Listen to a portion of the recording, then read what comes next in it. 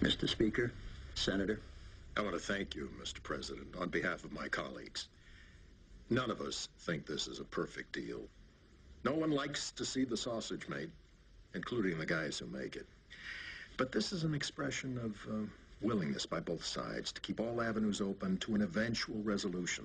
Yes, thanks, Robert. And thanks for saying it this time. I think I had to make that little speech the last time around.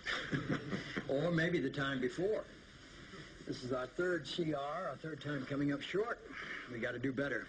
People aren't paying us to duck the hard choices. You want to run through the details, Angela? An act of Congress.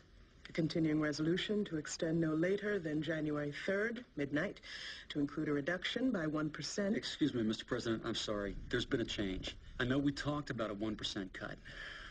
It's going to have to be 3%. Mr. Speaker, nothing like this was even mentioned, much Hold less... on. I'm sorry we couldn't give more notice, but we just came from our conference, and I had significant opposition to only 1%. Only 1%. Yes, sir. We had a deal at 1%. But now my members have to go back to their districts for the holidays, explain why we kept the gravy train running with a rising deficit and an economy crying out for tax relief. It's an economic situation that calls for action, not status quo spending. A 3% may sound painful, but it's only for 2 months. It'll show we're serious. What's next? Sir? In 2 months, 5%? 50? How many rounds do we go, Jeff? I'm just asking. There is no next, sir. I mean, not to get too technical, but this government runs out of money at midnight, and my guys have gone home. This is it.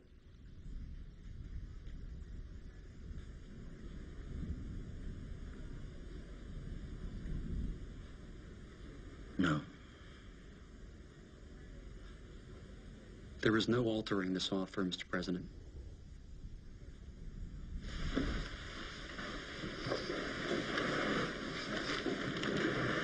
And I said no.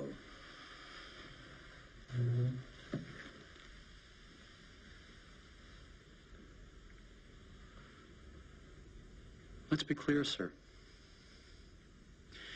We cannot, we will not vote to keep on footing the bill. You will be held responsible for shutting down the federal government.